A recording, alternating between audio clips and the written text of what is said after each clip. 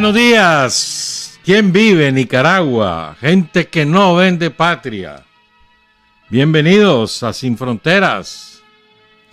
El último día de octubre. Nos fuimos, mano. 2 meses nos quedan para terminar el año. 31 de octubre de 2022. Con Byron Baltodano y con Carlos José Hurtado cuando son las 6 de la mañana con 29 minutos. Sin Fronteras, la revista con William Griggs Vivado. En la primerísima 91.7 y 105.3 FM.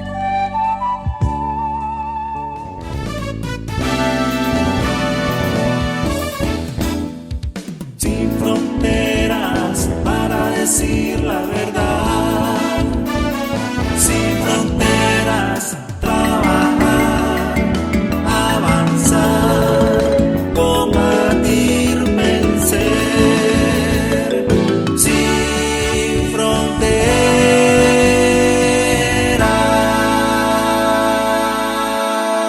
6 de la mañana con 33 minutos. Tengo un montón de cumpleañeros. Voy a empezar con la de mañana. Mañana está de cumpleaños la comandante Olga Avilés López, la tía. Ya llegando al 8º piso, la tía. Siempre se lo celebran todas las amigas. Llegan a garrotear a su casa. ¿Ah? No, mentira, todo el mundo lleva, ¿cómo es? Es una fiesta de trajes, es decir, todo el mundo lleva cosas.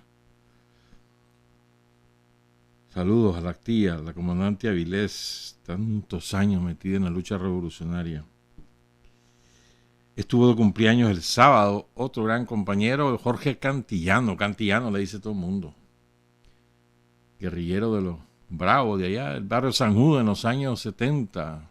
De lo que estuvo en la lucha insurreccional en las 2, clandestino y demás. Felicidades a Jorge. Hoy está de cumpleaños mi hermana Susan.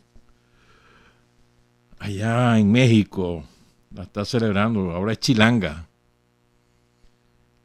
Susan, mi hermana, ¿cuánto estará cumpliendo años? Es que ya no se dice la Susan, que no la felicitemos. Pero no, extraordinaria mujer en todo el sentido de la palabra. Y también cumpleaños hoy un hijo de un compañero de trabajo aquí, Félix Santiago Suárez Narváez. Creo que me dijo su mamá que está cumpliendo 41, creo que fue que me dijo. De manera que felicidades también. El sábado falleció la profesora Azucena del Rosario Antúnez Borjas, la Chayo Antúnez, la Rosario Antúnez. Ella es la mamá de Yelba María Antúnez, una cipota que a los 15 años murió en Nueva Guinea, en aquella espantosa masacre de la columna guerrillera que encabezaba el comandante Iván Montenegro. Pero Yelba se fue un año antes, a los 14 años se fue. Estuvo entrenando ahí en Honduras. Ahí le echaron presa cuando aquella redada donde cayó preso también Pomares. El movimiento de solidaridad hondureño presionó a la dictadura de Honduras porque la dictadura los quería entregar a Somoza y los mandaron a Panamá. Ahí consiguió su libertad, pasó a Costa Rica y de ahí integró el Frente Nororiental, y Ernesto Medrano también que había ahí. Pero Rosario estaba incorporada a las redes clandestinas del Frente Sandinista desde más o menos 1975.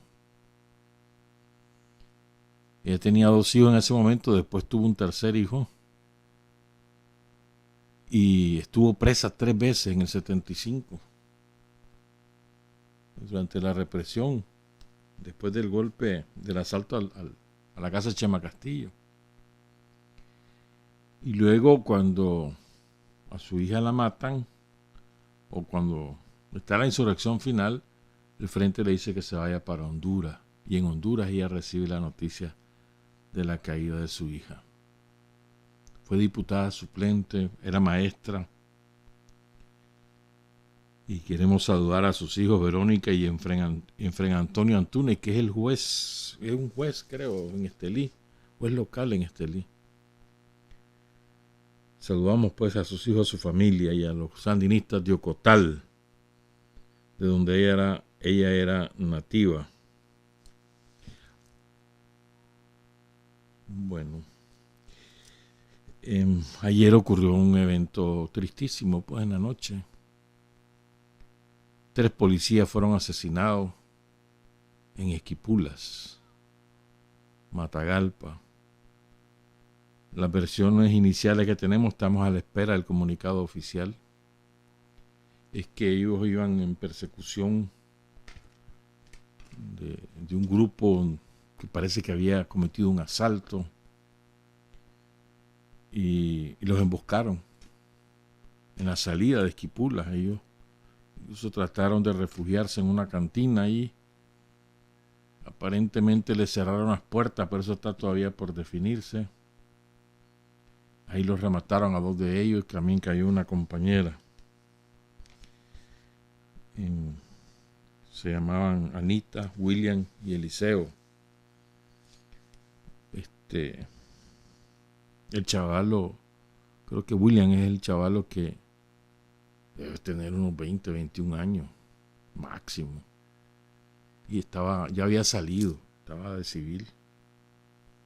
El otro oficial ya era un oficial veterano y sí estaba con su uniforme. Es muy triste pues, porque en cumplimiento de su deber a un acto delincuencial. Y otra vez, mano, o sea, por eso es que los policías no tienen de otra que cada vez que salen a la calle ir alerta al máximo, pues, porque no saben en qué momento pueden ocurrir este tipo de eventos. Parecía un procedimiento de rutina, y más en un pueblo como Esquipulas, generalmente tranquilo. Y a ver, 3, o sea, es que es muy doloroso. Ojalá que los atrapen pronto y que les caiga la cadena perpetua a los autores de este asesinato en Esquipulas, ahí por los Jugados, por el cementerio creo que fue. El evento está conmocionado la población de Esquipulas y con razón, ¿no? Y con razón. También damos el pésame a las familias de los 3 compañeros, a la Policía Nacional, en especial al primer comisionado Francisco Díaz Madrid. Cuanto antes esclarezcan y capturen a esta gente, mejor. Yo supongo que esto lo van a hacer rápidamente, porque la policía es muy eficiente en este tipo de eventos. Pues. Se fue la tormenta, ya no viene para Nicaragua, 6:40, ya tiene nombre, pero va para Belice, Guatemala y el sur de México. O sea, una cola le va a caer probablemente al norte, en el Caribe norte de Honduras. Aquí dudo mucho que tenga alguna influencia mayor, pues tal vez algunas lluvias en el Caribe norte, en el norte de Jinotea o en el norte de Nueva Segovia, pero no creo que sea de mucha relevancia. Subió, venía para acá y se fue. Menos mal, hermano, si ya es suficiente. Pero los mexicanos la van a sufrir, los guatemaltecos. Porque parece que va a tener tiempo para desarrollarse como huracán. Pero ya no nos va a afectar a nosotros. Ya eso, todos los modelos de pronóstico así lo indican. 6:41. Bueno, hubo elecciones en Brasil, la segunda vuelta. Ganó Lula. Yo creo que es más importante que fue derrotado Bolsonaro a que ganó Lula. Entonces, ¿por qué? Porque, o sea, en términos internacionales, porque Bolsonaro había preferido abstenerse de enfilarse con toda la claque del sistema que encabeza Biden y la Unión Europea. Se abstuvo, permaneció al margen. No apoyó a Rusia, pero tampoco la condenó. Y eso con el peso específico que tiene Brasil en América Latina, eso no se lo perdonaron los globalizadores de la globalización capitalista. Y en términos de Brasil, claro, el pueblo brasileño creo que tiene mejores posibilidades con Lula. El Lula que ganó ayer no es el Lula de hace 20 años. Y creo que en esto es importante que nosotros sepamos distinguir. No es el Lula de hace 20 años, ni tampoco es el Partido de los Trabajadores de hace 20 años, cuando fue la primera victoria de Lula. Está totalmente desdibujado. Más aún, Lula gana como cabeza de una coalición variopinta de centro derecha. Una de las condiciones que le pusieron a Lula fue que escondiera la bandera de su partido, que es la bandera roja, que no la querían ver en los actos, por ejemplo. ¿Verdad? Y después desdibujó prácticamente toda su bandera de transformación en Brasil. O sea, va a intentar él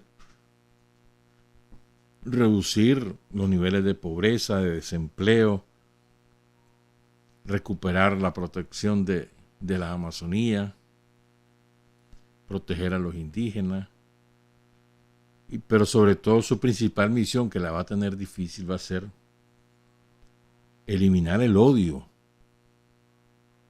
que era la nota dominante, o es la nota dominante en Brasil. Odio a los negros, odio a los indígenas, odio a los distintos, odio a las mujeres. Porque Bolsonaro es misógino por definición. Y esa es una tarea compleja y prolongada. Instalaron el odio en solo 4 años. Un poco más, 5, ponerle el último año, el año de campaña de Bolsonaro. Pero lo instalaron como que si fuera natural. Una cosa terrible. Por eso el discurso de Lula ayer se endereza por ahí, pues. El amor al prójimo y todo lo demás. Pero va a ser sumamente complejo para Lula, porque además el Partido Liberal, el partido de Bolsonaro, tiene no solamente es la primera minoría de los senadores, de la Cámara de Senadores y de la Cámara de Diputados, sino que además controla los 3 principales estados de Brasil: Sao Paulo, Minas Gerais y Río de Janeiro. Los 3 estados tienen gobernadores que son leales a Bolsonaro. Entonces tiene un poder muy grande. En los gobiernos, todo gobierno de Lula y el gobierno de Dilma Rousseff, la oposición no tenía tanto poder como ahora. Está sumamente dispersa, ahora está concentrada en el Partido Liberal de Bolsonaro. Y este es un problema importante. Para poder sacar adelante los proyectos legislativos, Lula va a necesitar muchas más concesiones de las que ya ha hecho hasta ahora. Yo creo que le decía a un amigo ayer o el sábado, que a mí me parece que la diferencia fundamental entre proyectos como el nuestro, diferencia fundamental, además del carácter antiimperialista, que no lo tiene Lula, es que nosotros no aspiramos a gobernar como partido, sino aspiramos a gobernar como instrumentos del pueblo, es decir, para que el pueblo gobierne. Esto es una diferencia sustancial, creo yo. O Esas dos son las diferencias del antiimperialismo y que el pueblo mande con distintos instrumentos. Y vos ves esa diferencia con otro gobierno supuestamente de talante progresista, pues. Supuestamente. Y ves la diferencia sustancial. Gobierna el partido. Los ministros tienen un poder enorme. Hacen y deshacen. Bueno, pero aquí es otra clase de gobierno, pues. Es un gobierno instrumento de la gente. ¿Ves? Entonces vos vas a ver ahí a gobernar en Brasil a una coalición sumamente diversa, pero sumamente diversa. Ahí hay de todo. De todo. Y a saber quién va a terminar siendo la fuerza hegemónica, ¿verdad? Recordemos además que Bolsonaro representa a los cárteles, porque son cárteles. Le llaman las 3B. Buey, buey, bala y Biblia. Buey porque todo el sector agroindustrial, agropecuario, cuyo sector dominante es, o cuya franja dominante son los ganaderos. Ganadería extensiva, además. El buey. La bala, todo el complejo militar. Importadores y exportadores de armas, vinculados al ejército. Y la Biblia es los sectores fundamentalistas del movimiento evangélico, que es sumamente fanatizado. Tienen un arraigo en por lo menos el 30, algunos dicen que hasta el 45% ya de la población brasileña. Sumamente conservador y reaccionario. Entonces uno se pregunta lo siguiente, a ver, Bolsonaro ayer obtuvo 58.206.354 votos. 58 millones que votaron a sabiendas que Bolsonaro es racista, a sabiendas que Bolsonaro es machista, a sabiendas que Bolsonaro está en contra de la conservación de la Amazonía, a sabiendas de todo lo malo que es Bolsonaro, a sabiendas que Bolsonaro defiende las torturas, defiende la dictadura militar, a sabiendas, porque Bolsonaro nunca ha ocultado lo que lee. Si una cualidad tiene Bolsonaro es que él dice claramente lo que lee y lo que él quiere, lo que él cree. Y no le importa que le caiga encima a todo el mundo. Su gran, digamos, vehículo comunicacional con el pueblo son las redes sociales. No ahora, desde que ganó la primera vez, hace 4 años, así fue. Pero repito, entonces uno dice, hay 58 millones de brasileños que votaron a sabiendas quién es Bolsonaro. O sea, no es que votaron contra Lula, no, votaron por Bolsonaro. A sabiendas, repito. Entonces uno dice, chocho, hermano. Claro, el sur, que es el más desarrollado en Brasil, totalmente clavado con Bolsonaro. El nordeste, al contrario, clavado con Lula, que es lo menos desarrollado. Y lo segundo, los 60.345.999 votos que obtuvo Lula, una diferencia de un poquito más de 2.139.000 sobre Bolsonaro.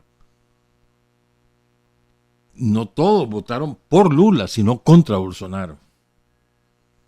Es una diferencia sustancial. Pero además, fíjense, la primera vuelta fue hace menos, 28 días. ¿Verdad?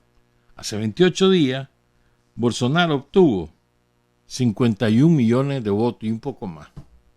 Ahora obtuvo 58 millones más, 7 millones más en 4 semanas.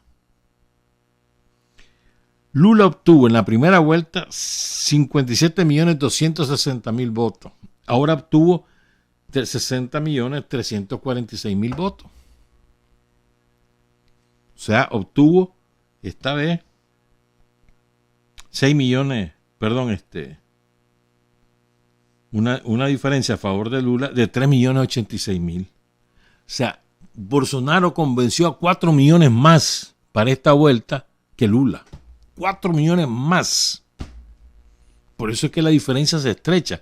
Lula obtuvo 3 millones más solamente. O sea, imagínense qué clase de fuerza la que tiene la extrema derecha en Brasil. Y se puede tornar ingobernable Brasil con dos visiones tan opuestas de cómo entender la sociedad brasileña, una sociedad partida literalmente en dos. Y esta vez votaron más. En la primera vuelta votaron 118 millones. Y en esta segunda vuelta votaron 124 millones. Hubo 6 millones de votos más. Y Bolsonaro obtuvo 7 millones más. O sea, esto es muy importante. Entonces, creo que tenemos que poner los pies en la tierra. Yo creo que Lula va a tener una posición internacional atlantista, ¿sí? Favorable a los intereses del occidente, de la dictadura occidental. Creo que eso va a ocurrir. Con todo lo que eso significa en términos internacionales. Y para nosotros también, con todo lo que eso significa. No veo a Lula asumiendo una posición fuerte, independiente. No se percibe, por lo menos ahora, ¿verdad? Puede ser que de aquí a enero cambien las cosas. Él asume el 1 de enero. Puede ser. Pero por ahora no parece. Entonces yo creo que nosotros tenemos que ser cautelosos. Pues aquí rápidamente nos entusiasmamos, ¿no? Repito, el Lula de hoy no tiene nada que ver con el Lula de hace 20 años. Y el Lula de hace 20 años no tiene nada que ver con el Lula de 30 años atrás. Nada que ver. El dirigente sindical combativo, el dirigente sindical con un proyecto de avanzada para Brasil no tiene, pues retrocediendo en nombre de alcanzar el poder, pues. El Lula que vino a Nicaragua por primera vez, pues en el primer aniversario de la revolución, que lo invitó Daniel, porque Daniel lo había conocido antes. Entonces Daniel lo invitó y Daniel lo introduce en la izquierda revolucionaria de la época. Lo introduce con Fidel, lo introduce con muchas otras fuerzas políticas. Así es que Lula se empieza a conocer. Ahí Fidel le cayó bien, lo comenzó a invitar, etcétera. ¿Querés una señal de cómo son las cosas? Mira, ayer todo el mundo felicitó a Lula, desde Daniel hasta Borrell, el burro que le decía a Daniel el jueves pasado. Hasta el burro lo felicitó. Pero además entusiasta. El burro, el otro, este fascista de Canadá, Trudeau, Sánchez, el pobre diablo ese, el otro, Macron, todo ello, derritiéndose por Lula.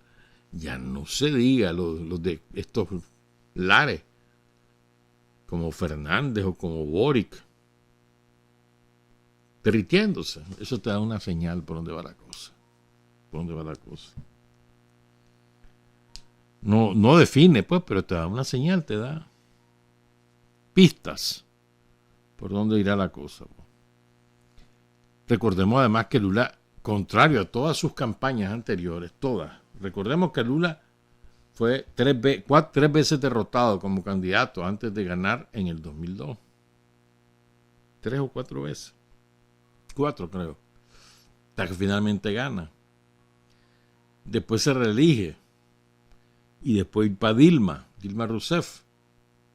Y en todas esas campañas electorales, en todas, los medios se fueron en contra del Partido de los Trabajadores, en contra de Lula y en contra de Dilma.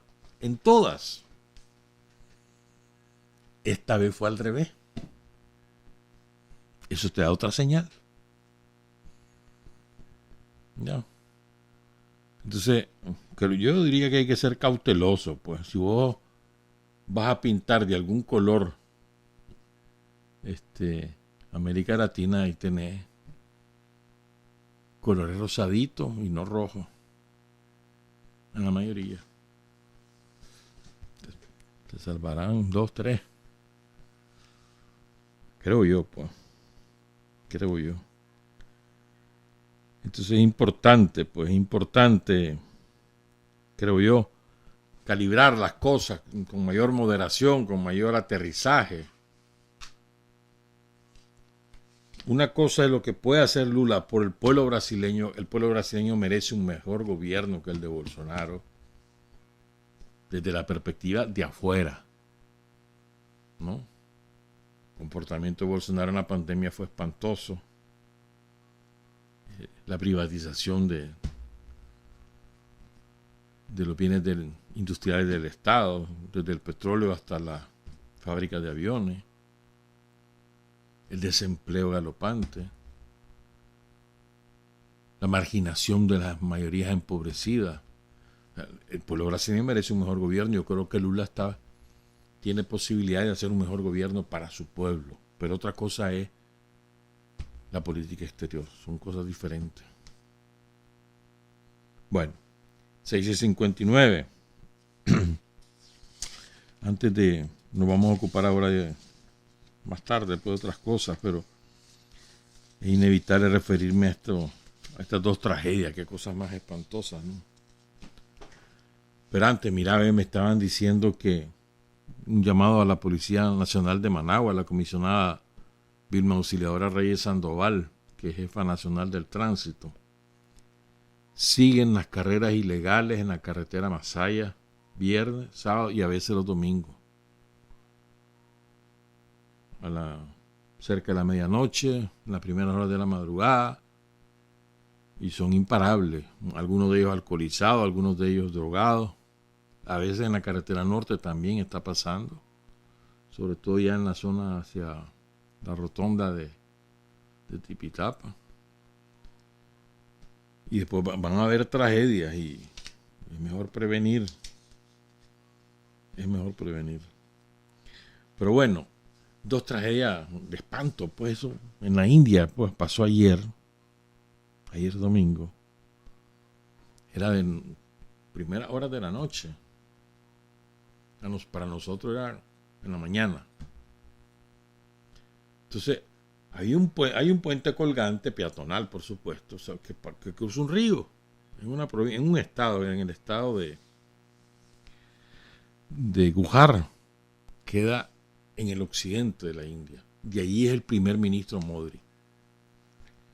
Ese puente lo hicieron los colonialistas ingleses cuando ocuparon la India a sangre y fuego. Construyeron ese puente colgante en 1870 y algo.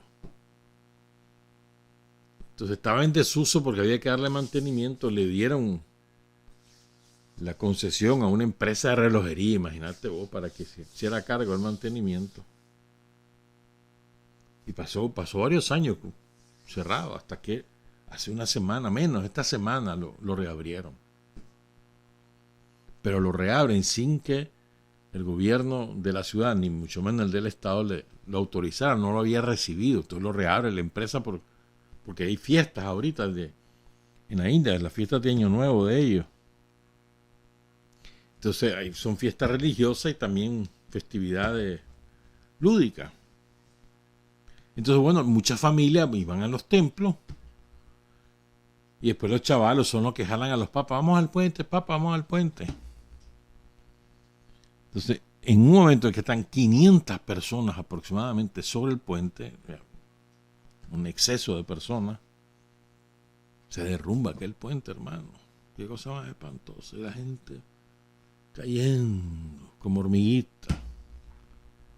Entonces, muchos murieron antes de caer al agua, porque morían al estrellarse unos contra otros por la velocidad. Estaba leyendo una familia completa, padre, madre, 5 hijos, los 7. La mayor parte son niños y ancianos y mujeres. La mayor parte de los fallecidos son 141 hasta ahora, pero parece que hay bastantes más, 177 heridos. Y ya decretaron, creo que 3 días de duelo.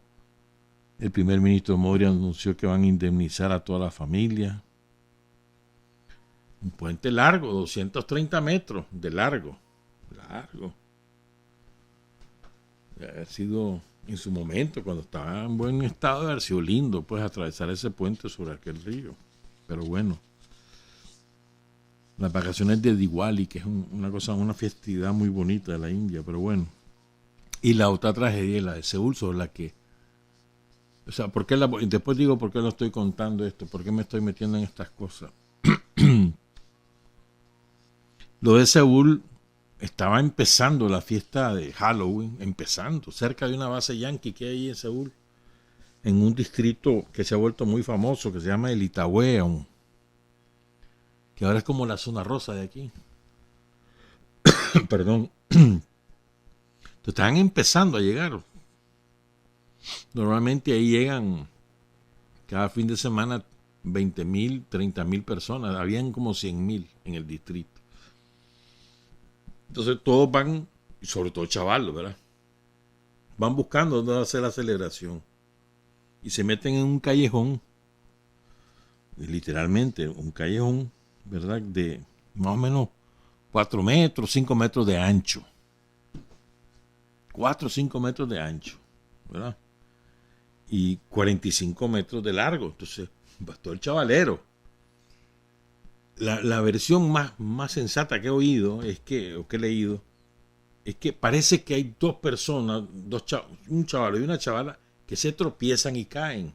Pero como la multitud es tan grande y está tan apretujada, cuando caen, los de atrás se sorprenden y los pisan, caen de bruces lo siguiente, empieza el pánico, empieza una suerte de dominó, de juego de dominó, y comienza todos a caer. La inmensa mayoría murió aplastada. Estamos hablando de 154 muertos y hay todavía 37 heridos de gravedad con probabilidades de fallecer y otros 90 y pico heridos de moderados. Pero es un espanto, pero, o sea, a ver, una cosa fortuita, eso fue lo que ocurrió, por lo menos lo que yo he leído de gente que estuvo ahí, pues. Imagínense eso, un callejoncito así chiquito, llenito de gente, repleto de gente, chavaleros, que van alegres, que van, qué sé yo, cantando, no sé qué, cualquier cosa, pues, para gente que va alegre. Se van empujando unos a otros porque quieren salir de ahí para ya llegar al sitio final donde va a ser el gran carnaval, que era la primera vez que lo celebraban por la pandemia, en espacio abierto. Desde 2019 no se celebraba. Entonces caen 2 y empieza el pánico. El pánico. Desató el pánico. O sea, la mayor parte de esos fallecidos por el pánico. Distinto a lo del puente. Lo del puente y se cae aquel chunche, ¿qué vas a hacer? Qué pánico ni qué nada. Va resbalando, cayendo uno sobre otro. Ahí no hay nada que hacer. Las imágenes donde está la gente guindada, lo último, qué cosa más. Yo no me imagino en el lugar de ellos, pues, aquel pánico, te vas a morir. Está como el avión ese que lograron salvarse todos. Le dicen, prepárese porque nos vamos a estrellar. Y tú comienzas a rezar. Hay varios videos, no sé si lo has visto. Pero bueno, entonces, ¿A qué me estoy refiriendo? ¿Por qué lo estoy tratando, hombre? Porque de estas cosas uno aprende. ¿Verdad? Es decir, lo que cuesta conservar la calma en esos eventos. Esos eventos multitudinarios. Aquí tenemos, en las fiestas patronales, son eventos multitudinarios.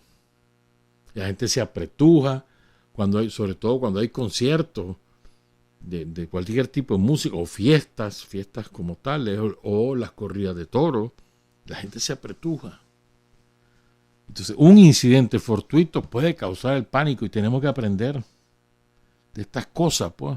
Si conservan la calma, si la inmensa mayoría logra serenarse y conservar la calma, los daños son mínimos. ¿Qué es lo que ocurrió allí en Seúl? Si el chavalero que venía atrás de los dos primeros que caen conservan la calma, no pasa nada. Pero cundió el pánico. Cundió el pánico. O sea, lo que es, ¿verdad? El miedo. El miedo te conduce a cosas.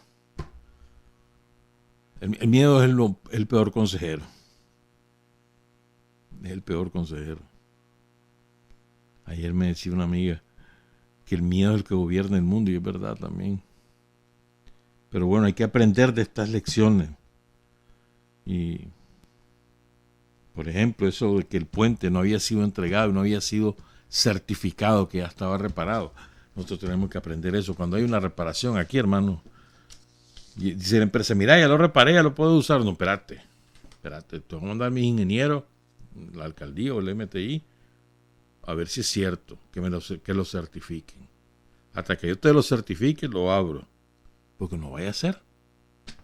Esa es una lección que tenemos que aprender. Vamos a hacer la pausa, pues son las 7:09. Hay hombres que luchan un día y son buenos. Hay hombres que luchan un año y son mejores. Pero hay hombres que luchan toda la vida. Esos son los imprescindibles. 7:12 a.m. El viernes pasado, el viernes fue 28, ¿no? Sí. El viernes, el Hospital Militar Alejandro Dávila Bolaño realizó la primera, en el Hospital Militar, perdón, no fue el hospital, fue la primera promoción de la Facultad de Medicina de la Universidad de Defensa de Nicaragua. ¿Sabías vos que ahora existe la Universidad de Defensa de Nicaragua? Se llama Universidad de Defensa de Nicaragua 4 de Mayo. Lindo nombre, lindo nombre. Es la primera que bajo la égida, bajo el paraguas de la Universidad Militar, que se realiza la promoción, la primera promoción de médicos y cirujanos, ¿verdad? Y además tuvieron el acierto en el ejército de dedicar esta promoción a un médico del cual ya no escuchábamos, el doctor José Eloy Fonseca Bárcena. Un gran acierto del ejército. Entonces llegó su viuda, llegó su hijo, su hija, dos de los tres hijos.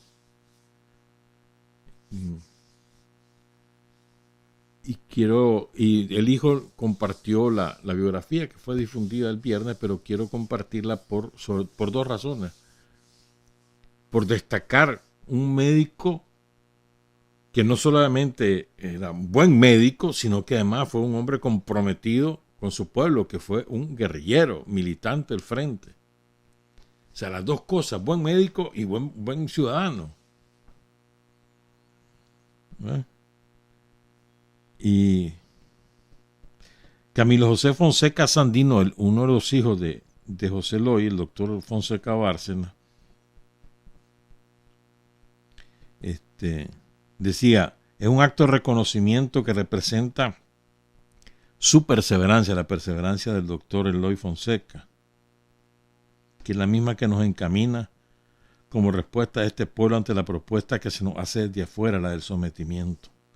No seremos más ricos, pero somos más fuertes con estos médicos, con los estudiantes que avanzan de grado escolar, con las jornadas de salud, con el diario bregar de los mercados, con esta Nicaragua que sigue siendo bendita y siempre libre. Bonita reflexión la de Camilo José.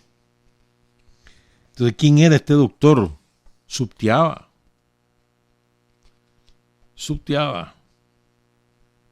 Fíjate que él nació en el 52 y muere cuando ni siquiera había cumplido 30 años en un accidente de tránsito, hermano. Es que son tan detestables los accidentes, ¿verdad? Nos arrebató la vida de un hombre que tenía un futuro brillante. Había ido a estudiar a Cuba, había estudiado en Alemania, era poeta. Tan buen poeta que la Casa de las Américas lo invitó a ser jurado. ¿Cómo era de bueno? Además que le habían publicado en la prensa literaria, en Ventana. O sea, no era un poeta de como nosotros, porque escribimos cualquier cosa y decimos eso es poema. No. Un poeta. Era un voraz lector, además. Hijo de, y esto es lo segundo aspecto sumamente importante, hijo de un mecánico, Ulises Fonseca, y de una comerciante del mercado de la estación, doña Santos Bárcena, que hoy lleva el nombre de ella, el mercado Santos Bárcena. Lo que pasa es que la gente, los leoneses lo conocen como el mercado de la estación, pocos creo yo saben que se llama Santos Bárcena y menos que sepan por qué. Ahí encontrar de todo. En la antigua estación del ferrocarril de León queda el mercado de la estación, el barrio San Juan, en el costado este de la iglesia de San Juan. Ese es el mercado. Ahí venden vegetales, carne, fruta, lo que querrás, hermano. Fritanga, artesanía. Bueno, y era dibujante también, ve el doctor Fonseca. Pero bueno, lo que quiero contar es lo siguiente. Pues este hombre Subtiaba, ¿verdad? Hijo de Subtiabas. ¿Estamos claros? De Santos Bárcena y de Ulises Fonseca. 2 Subtiabas. 9 hermanos. 9. ¿Cómo los mantenían? De mecánico y ella vendiendo en el mercado. Doña Santo. Y la Santito empieza a colaborar con los guerrilleros, lógico. Y algunos de sus hijos se meten a guerrilleros, entre ellos José Eloy. Pero 4 en total se meten a guerrilleros. Y ella colaborando. De la venta, le da unos centavos, le da la comida, la casa de seguridad, correo. Mujer comprometida. Como en general la comunidad subtiaba digamos, es parte del núcleo fundamental del Frente Sandinista. Vos no podés explicar el desarrollo del Frente Sandinista, el desarrollo sin la comunidad de Sutiaba. No lo podés explicar. Sutiaba es un baluarte fundamental. Y con todo lo que eso significa, ¿no? La comunidad indígena de Sutiaba. Bueno, el caso es este, pues. Bueno, les termino de contar sobre José Eloy. Él estudió en el INO, que lleva el nombre de Benito. En el INO, Instituto Nacional de Occidente. Ahí estudió primaria y secundaria. Y después logró clasificar en la Facultad de Medicina de León, cuando clasificar ahí era sumamente complicado, porque los cupos eran poquitos y la demanda era montones de chavalos que querían estudiar medicina. Además, los ricos también iban a estudiar medicina a León. Y el chaval lo logró clasificar y ahí se graduó. Importante eso también. Terminando de estudiar, se casa con María Elena Sandino Zamora y tienen 4 hijos. Boom, boom, boom. Camilo José, Omar Alonso, Ronald Ulises y Lorena del Carmen Fonseca Sandino. ¿Ya? O sea, que estaba criaturita la niña cuando el doctor fallece de accidente de tránsito. Entonces José Eloy, ahí anduvo con Manu Berbis, con Tomás Pérez, con el comandante Federico, Pedro Arao Palacio, con Iván Montenegro, con Oscar Turcio. De ese nivel, hermano. Porque del 72, 73 él se metió, desde que estaba en secundaria, él se metió al frente. Pues. Y en el 78, pues, él participa en la insurrección en Sutiaba, en las embocadas de San Pedro y La Barranca. Y hay un hecho que ocurrió, que es una cosa espantosa, ¿verdad? ¿Sabes de qué generación es el doctor Fonseca? De la de Rigoberto Samson, que fue alcalde de León. Fue rector de la UNAM León, si mal no recuerdo también. Rigo Samson. Hermano mayor de la Casilda Samson. Que fue diputado también, Rigo. Pues de esa generación, de esa generación. Cuando el triunfo, el doctor Eloy entra al ejército y al cuerpo médico militar, uno de los fundadores del cuerpo médico militar. Bueno, el caso es que el 20 de junio de 1979, la Guardia desata una represión en León y se lleva presa a Doña Santo y a la chavalita, a la hija de 15 años, Lorena Fonseca Bárcena. Se la llevan a la 21, a Doña Santo, repito, y a Lorena. Las violan, las torturan, las asesinan y las mutilan. La cortaron en pedazos. A las 2. Ese horror cometió la Guardia en la cárcel de la 21 en León, como muchos otros horrores. Sí, León tiene con fierro marcado lo que es la conducta sanguinaria y criminal de la Guardia Somocista. Con fierro, hermano. Décadas. Y entonces, por supuesto, eso marca de por vida a toda la familia, pero en particular al doctor José Eloy, su mamá y su hermana. Torturadas, violadas, mutiladas por la Guardia. De espanto, hermano, de espanto. Rendimos tributo, pues, al doctor José Eloy Fonseca, a su mamá, Santo Bárcena, a su hermana Lorena Fonseca Bárcena. Todos ellos héroes y mártires del pueblo nicaragüense. Son las 7:23. Esto era para haberlo hablado el viernes, pero como yo no quería hacer las cosas con la crónica periodística, sino con la fuente original, entonces decidí esperarme hasta hoy. Pues me puse a traducir y a buscar consejos de cómo redactar, etcétera. Pero bueno, el caso es que logramos tener el discurso, la cátedra, como la definió Rosario el día viernes. No, el día jueves. La cátedra de Vladimir Putin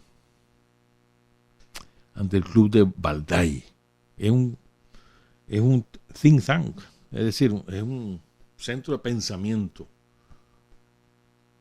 que no solamente concentra intelectuales y científicos rusos, sino de muchas nacionalidades, que, digamos, uno de los grandes eventos de la intelectualidad de toda Asia es Valdai, el club de Valdai, uno de los grandes eventos, lo más esperado cada año. De ahí han salido muchas cosas, muchas acciones estratégicas, análisis coyunturales, tiene mucho prestigio. Y en este discurso a mí me parece que el discurso de Putin del jueves tiene tanta importancia como el de 2007, cuando Putin le dijo: hasta aquí llegamos, Occidente, en 2007. No le quisieron hacer caso, no lo tomaron en serio. Y ya ves cómo están las cosas ahora. Incluso, ¿por qué creo esto? Porque el análisis que hace Putin es evidentemente de origen marxista. Es un atrevimiento lo que estoy haciendo, pero es verdad. Si vos lo lees o escuchás, vos lo claramente está ahí, pues. Incluso el cierre de él es aludiendo a Marx sin decir su nombre. El cierre. Entonces tiene conceptos que no por conocido o no porque algunos los hayan dicho, dejan de ser relevantes por la manera como lo formula y además por todo el hilo conductor de la disertación, una larga disertación. Y además después hubo un intercambio en preguntas y respuestas con los asistentes. Ese intercambio no lo he traducido ni lo voy a traducir porque eso es enorme. Son como 40 páginas más, no gracias.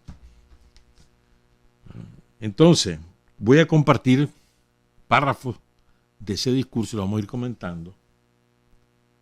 Y a mí me parece que si tienen la oportunidad de encontrarlo traducido, les sugiero leerlo. Es muy, muy bueno. En mi opinión, es un parteaguas. En mi opinión. Su primera tesis en ese discurso, hombre, lo que estamos viviendo, te dice, es que Occidente ha puesto sobre la mesa y ha puesto en juego su propio juego. O sea, es tan estúpido lo que está pasando, ¿verdad? El poder sobre el mundo es exactamente lo que el llamado Occidente ha puesto en juego en su juego. Pero este juego es ciertamente peligroso, sangriento y yo diría, dice Putin, sucio. Niega la soberanía de los países y de los pueblos, su identidad y singularidad, y no considera los intereses de otros estados en nada. En cualquier caso, si bien Occidente no habla directamente de negación, en la práctica eso es exactamente lo que se está implementando. Nadie, excepto aquellos que formulan esas mismas reglas que he mencionado, tiene derecho al desarrollo original. Solo ellos tienen derecho al desarrollo, de acuerdo a su propia decisión. Todos los demás, según el Occidente, deben ser cepillados, porque esas son las reglas. Nadie tiene derecho a desarrollarse sino nosotros. Todos los demás son subordinados, esclavos nuestros. Esa es la concepción de Occidente. Dice Putin, siempre he creído y sigo creyendo en el poder del sentido común. Así que estoy convencido de que tarde o temprano tanto los nuevos centros de un orden mundial o multipolar como Occidente tendrán que empezar a hablar de un futuro común de igual a igual. Y cuanto antes mejor. Y aquí apunto otra idea. Es que la manera como lo formula, dice. Bueno, no, estamos en el cambio climático, dice, ¿verdad? Las consecuencias de esto. Entonces, una de las consecuencias más peligrosas, advierte Putin, del desequilibrio ecológico es la reducción de la biodiversidad de la naturaleza. En eso no hay nadie que esté en desacuerdo, nadie en el mundo está en desacuerdo en eso. Es un parámetro científico. Una de las consecuencias del cambio climático es que cada vez hay menos plantas, cada vez hay menos variedades de animales, entonces esa es una de las consecuencias. Pero dice inmediatamente después. Y ahora llego al tema principal por el que nos hemos reunido. Es la otra diversidad, así como la biodiversidad, ¿no? Es la otra diversidad, la cultural, la social, la política, la de la civilización, menos importante que la biodiversidad. Tan importante la una como la otra, ¿no? Al mismo tiempo, dice, la simplificación, el borrado de todas y cada una de las diferencias se ha convertido casi en esencia del occidente moderno. ¿Qué hay detrás de esta simplificación? En primer lugar, es la desaparición del poder creativo, del potencial creativo del propio occidente y el deseo de frenar, de bloquear el libre desarrollo de otras civilizaciones. Por supuesto, dice Putin, también hay aquí un interés mercantil directo. Al imponer sus valores, sus estereotipos de consumo, su unificación, nuestros adversarios, lo llamaré así de claro, dice Putin, intentan ampliar los mercados de sus productos. Al final, todo es muy primitivo en este tema. No es casualidad que Occidente pretenda que su cultura y su visión del mundo sean universales, porque en esa medida el mercado es universal y ellos son los dueños del mercado. Luego dice Putin, cita primero a Solzhenitsyn y después va con esto. A lo largo del último medio siglo, esta persistente ceguera de superioridad de la que hablaba Solzhenitsyn, el famoso autor que era de la Unión Soviética, después se fue, vivió en Polonia, vivió en Estados Unidos, era enemigo de la Unión Soviética, pero él mismo admitía, ¿verdad?, la permanente ceguera de superioridad de Occidente, dice, y agrega Putin, de naturaleza descaradamente racista y neocolonial. Me sorprendió, racista y neocolonial, que además es verdad total, pero me sorprende escucharlo en un dirigente de la estatura de Putin. Se ha vuelto esa persistente ceguera de superioridad en sencillamente desagradable, especialmente desde que surgió el llamado mundo unipolar. Y aquí advierte otro fenómeno, dice, la confianza en la propia infalibilidad, en que uno es infalible, es un estado muy peligroso. Está a un paso del deseo de los propios infalibles de destruir sin más a quienes no les gustan. Como se dice, suprimir. Pensemos al menos en el significado de esa palabra, suprimir. Es decir, ¿qué nos está diciendo? Estos más que se creen infalibles, que nunca se equivocan, que además son omnipotentes, están a punto de pasar al siguiente nivel, de destruir a todo el que no les guste. Porque se creen infalibles, que no se equivocan. Y aquí va otro concepto de Putin. La propia ideología liberal ha cambiado de forma irreconocible en la actualidad.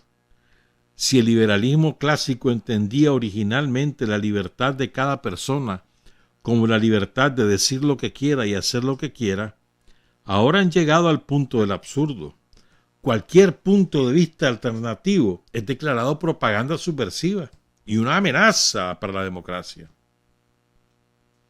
Seguramente, me encanta esta parte, seguramente, dice Putin, la historia pondrá todo en su lugar y cancelará o suprimirá no a las grandes obras de los genios universalmente reconocidos de la cultura mundial, sino a aquellos que hoy, por alguna razón, decidieron que tienen derecho a disponer de esta cultura mundial a su antojo. Se van a irse a la basura no los grandes de la cultura universal, sino los que han querido mandar a la basura a los grandes. Esos son los que van a ir a la basura. Tipo Borrell, tipo la Ursulita, tipo Sánchez, tipo Macron, tipo el otro baboso Scholz, o cualquiera de los ingleses, porque ahí cambian de ministro como de calzón, ¿verdad? Entonces, el engreimiento de tales figuras, dice Putin, se sale de la escala, como se dice, pero nadie recordará sus nombres dentro de unos años. Y Dostoyevsky seguirá vivo, y Tchaikovsky seguirá vivo, y Pushkin seguirá vivo, por mucho que alguien no lo quiera. Y es verdad, hermano. Todo eso que quieren cancelar estos genios, van a ser los cancelados. Y nadie se va a acordar que existían. En cambio, todo el mundo sabrá quién es Pushkin, quién es Tchaikovsky o quién es Dostoyevsky. O bueno, Tolstoy, para mencionar unos cuantos. Luego cita a un extraordinario intelectual. Aquí hemos leído varias cosas de él, de Zinoviev. Este hombre era vivía en la Unión Soviética, era un crítico muy ácido, muy duro del sistema político de la Unión Soviética y se fue. Pero estando fuera, se dio cuenta que era aún peor lo que era el imperialismo de Occidente, entonces volvió a ser militante comunista. Miren lo que es la vida, ¿verdad? Y un gran pensador, un gran pensador. Por cierto, el 29 de octubre fue su centenario, el sábado.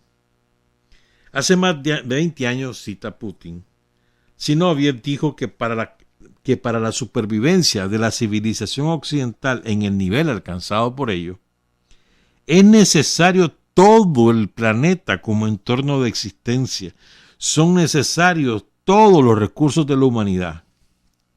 Otras palabras, o sea, para mantener el nivel de vida que ellos tienen ahora. Estamos hablando de las sociedades occidentales. Europa occidental, gran parte de ella, pero no todas. Canadá, Estados Unidos, Japón, Corea del Sur y alguno más.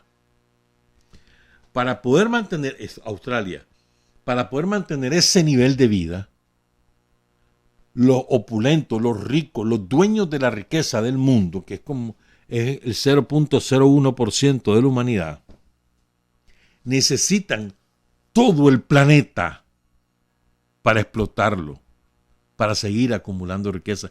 Ya no les basta, ya no les es suficiente, porque ya no hay sus propios territorios, ni siquiera parte de los territorios que ellos tienen neocolonizados. Necesitan todo el planeta. Y por eso van, que lo hemos dicho en otras oportunidades, detrás de las riquezas de Rusia, la mayor reserva de agua dulce del mundo, Rusia. La mayor reserva de gas del mundo, Rusia. Una de las mayores reservas de petróleo del mundo, Rusia. Una de las mayores reservas de minerales raros, Rusia. El principal productor de alimentos del mundo, Rusia. Van detrás de eso. Y van por China también con las capacidades industriales y científicas que han desarrollado. Entonces necesitan a todo el planeta para seguir manteniendo el status quo. Y para eso tienen el poder militar. Durante años, dice Putin, los ideólogos y políticos occidentales han dicho al mundo, no hay alternativa a la democracia. Es cierto que se referían al modelo occidental, llamado liberal, de democracia. Rechazaron todas las demás variantes y formas de poder popular con desprecio. Y quiero enfatizar esto, de boca con arrogancia. Esta manera se ha formado desde hace mucho tiempo, desde la época colonial. Todo el mundo es considerado como gente de segunda categoría y ellos se consideran excepcionales. Ha sido así durante siglos y continúa hasta hoy. Pero hoy, la gran mayoría de la comunidad mundial exige democracia en los asuntos internacionales y no acepta ninguna forma de dictado autoritario de países individuales o grupos de Estado.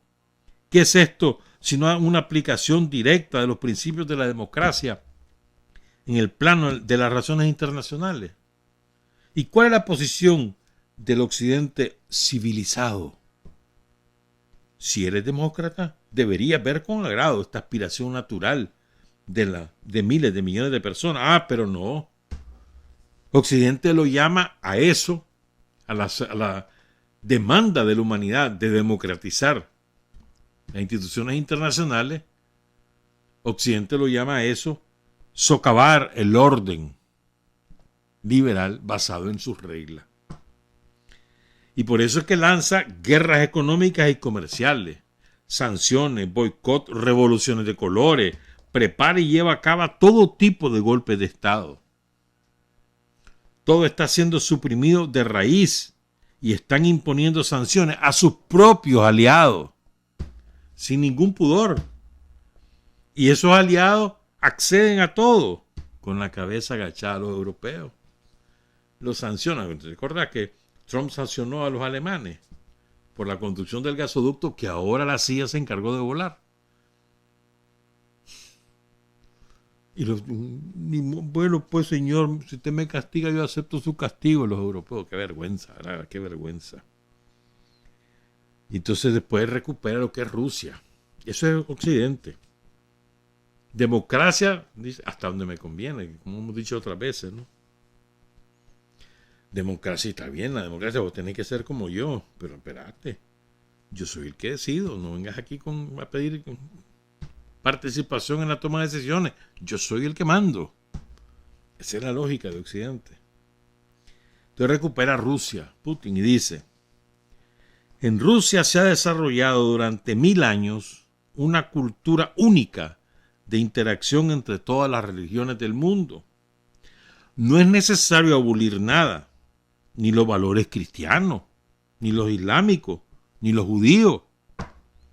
Otras religiones del mundo están presentes en nuestro país. Solo necesitamos tratarnos unos a otros con respeto. ¿Te fijas? Otra vez. Respeto, hermano. Respetar como soy yo. Respetar las cosas en las que yo creo. No me trates de imponer tus creencias. No me trates de imponer tu manera de ser. No me trates de imponer tu visión del mundo, tu gusto. Eso sos vos. Vos respetás los míos, yo voy a respetar los tuyos. Respeto. Dice Putin, en algunas regiones de Rusia, y lo sé de primera mano, las gentes salen a celebrar juntos las fiestas cristianas. O sea, donde distintas religiones celebran todos juntos la fiesta cristiana, o las fiestas islámicas, o las fiestas budistas, o las fiestas judías. Y disfrutan haciéndolo. Disfrutan felicitándose y alegrándose.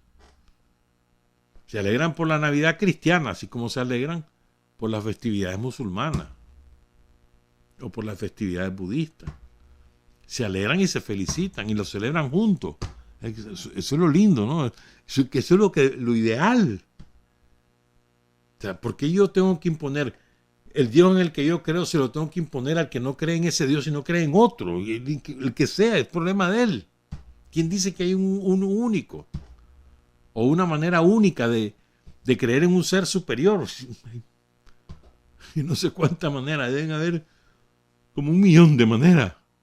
Si te vas a la cosmovisión que tienen los mayas o los aztecas o los incas o los quechuas, por citar unas cuantas, o los pieles rojas, no tiene nada que ver. Porque eso va a ser malo. Porque eso va a ser atrasado, va a ser primitivo. Es diferente, nada más. Todo esto, dice Putin, es, sin exagerar, ni siquiera una crisis sistémica, sino doctrinal del modelo neoliberal de orden mundial al estilo estadounidense. Una crisis más allá de sistémica, dice Putin, es doctrinal. O sea, está en cuestión todo el cimiento ideológico. No tienen ideas de creación y desarrollo positivo. Simplemente no tienen nada que ofrecer al mundo, excepto mantener su dominio. Estoy convencido de que la verdadera democracia en un mundo multipolar presupone, en primer lugar, la posibilidad de que cualquier pueblo, y quiero subrayar esto, cualquier sociedad, cualquier civilización, elija su propio camino, su propio sistema sociopolítico. Eso es indispensable, hermano. La amenaza directa al monopolio político, económico e ideológico de Occidente es que en el mundo puedan surgir modelos sociales alternativos más eficaces, y quiero subrayarlo, dice Putin, más eficaces en los tiempos que corren, más brillantes, más atractivos que los que existen. Y sin embargo, esto es inevitable que estos modelos se van a desarrollar. Es decir, que es lo que hemos dicho siempre nosotros, ¿no? O sea, el modelo nuestro es una amenaza para los yanquis porque es exitoso y es esencialmente soberano. No es dependiente de lo que digan o dejen de decir los yanquis ni los europeos. Por eso es una amenaza, porque es una manera diferente de hacer las cosas y demuestra que sin la tutela extranjera podés resolver tus problemas. Entonces su amenaza, su hegemonía, es lo que han hecho durante décadas con Cuba. Modelo exitoso para su propio pueblo. Le han hecho la guerra, los tienen ahora postrados, pero todavía con dignidad resiste el pueblo cubano. ¿verdad? ¿Pero por qué? Porque es un modelo alternativo. Lo hemos dicho siempre, a ver, si los yanquis se creen tan superiores a los cubanos o a nosotros o a los iraníes o a los venezolanos o a los rusos, porque si se creen tan superiores, cesen las agresiones, que cada quien busque su camino a ver quién es mejor. Dice Putin, el desarrollo debe tener lugar en el diálogo de las civilizaciones, basado en valores espirituales y morales. Sí, las distintas civilizaciones tienen una comprensión diferente del hombre, de su naturaleza. A menudo solo es diferente en la superficie, en las concepciones de las civilizaciones. Pero todas las civilizaciones reconocen la dignidad suprema y la esencia espiritual del hombre, del ser humano. Y es extremadamente importante, dice Putin, tener una base común sobre la cual seguramente podemos y debemos construir nuestro futuro. Me parece este un concepto muy bien enunciado. Todas las civilizaciones reconocen la dignidad suprema y la esencia espiritual del ser humano. Continúa Putin. ¿Qué quiero destacar aquí? Los valores tradicionales, esto es importante, los valores tradicionales no son un conjunto fijo de postulados a los que todos deben adherirse. Por supuesto que no. Su diferencia con los llamados valores neoliberales, yo diría antivalores, ¿verdad?, es que en cada caso son únicos. Y son únicos los valores tradicionales porque provienen de la tradición de una sociedad concreta, de su cultura y de su experiencia histórica. Por lo tanto, los valores tradicionales no se pueden imponer a nadie. Simplemente hay que respetarlos, valorando lo que cada nación ha elegido durante siglos. Por ejemplo, nosotros tenemos valores tradicionales, pero son nuestros. O sea, no son comunes. Algunos de ellos pueden ser comunes y otros no.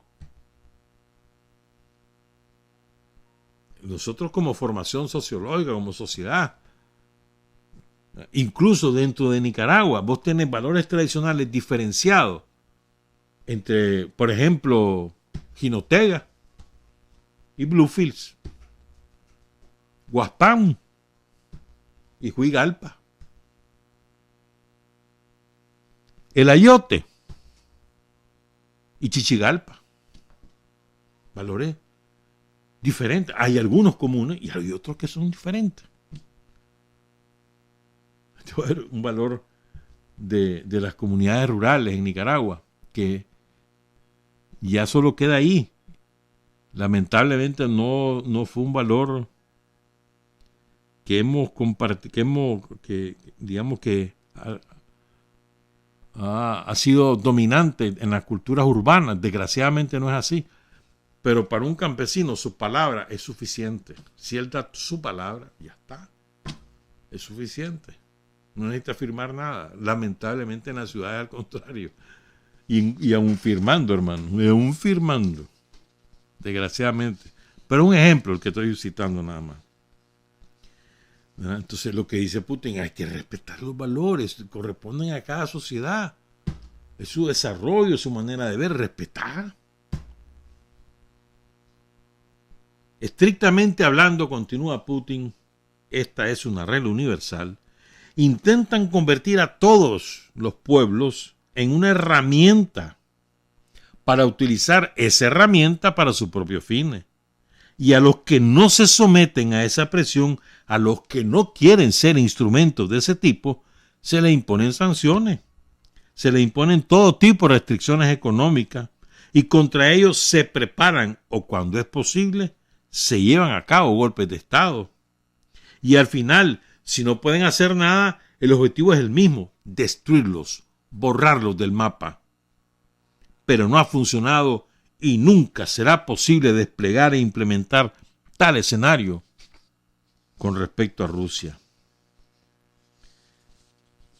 Y luego enuncia algunos conceptos también importantes. Dice Putin, nosotros no estamos desafiando a Occidente. Estamos defendiendo nuestro derecho a existir y a desarrollarnos libremente. Tampoco es que nosotros aspiremos, dice Putin, a convertirnos en una nueva hegemonía, ¿no? Simplemente estamos defendiendo el derecho a existir y a desarrollarnos como nos dé la gana. Estoy convencido de que a la dictadura solo se puede oponer la libertad de desarrollo de los países y de los pueblos.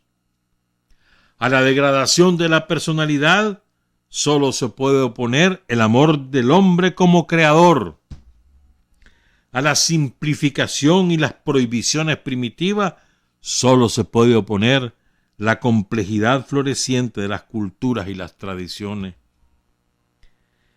Y aquí donde yo digo, esto que voy a leer ahora es la parte marxista de la canción, donde yo queda claramente, dice, el significado del momento histórico actual es precisamente que ante todas las civilizaciones, los estados y sus uniones de integración se abre realmente la posibilidad de un modelo de desarrollo propio, democrático y original.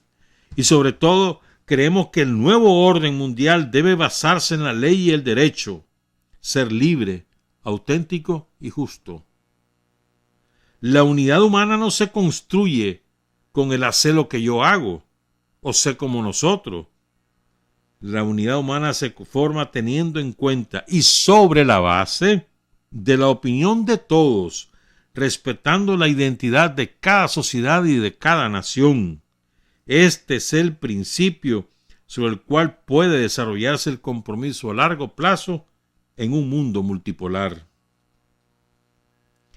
El colapso de la Unión Soviética también destruyó el equilibrio de las fuerzas geopolíticas. Occidente, el capitalismo, se sintió victorioso y proclamó un orden mundial unipolar en el que solo su voluntad, su cultura y sus intereses tienen derecho a existir. Ahora que ese periodo histórico de dominio indiviso de Occidente en los asuntos mundiales está llegando a su fin, el mundo unipolar se está convirtiendo en una cosa del pasado. Nos encontramos en una coyuntura histórica con la que probablemente sea la década más peligrosa, imprevisible y a la vez importante desde el final de la Segunda Guerra Mundial. Occidente es incapaz de controlar por sí solo a la humanidad, pero lo intenta desesperadamente, y la mayoría de las naciones del mundo ya no están dispuestas a soportarlo. Esta es la mayor contradicción de nuestra era. En palabras de los clásicos, no quiso mencionar a Engels y a Lenin, ¿verdad? La situación es hasta cierto punto revolucionaria. Las clases altas no pueden y las clases bajas no quieren vivir así. Y es verdad. En este momento el mundo está de esta manera, pues.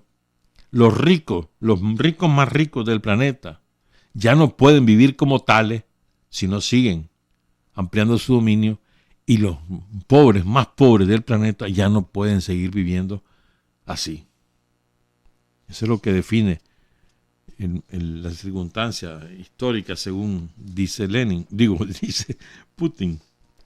Este estado de cosas, continúa, está plagado de conflictos globales o de una cadena de conflictos, lo que representa una amenaza para la humanidad, incluido al propio Occidente.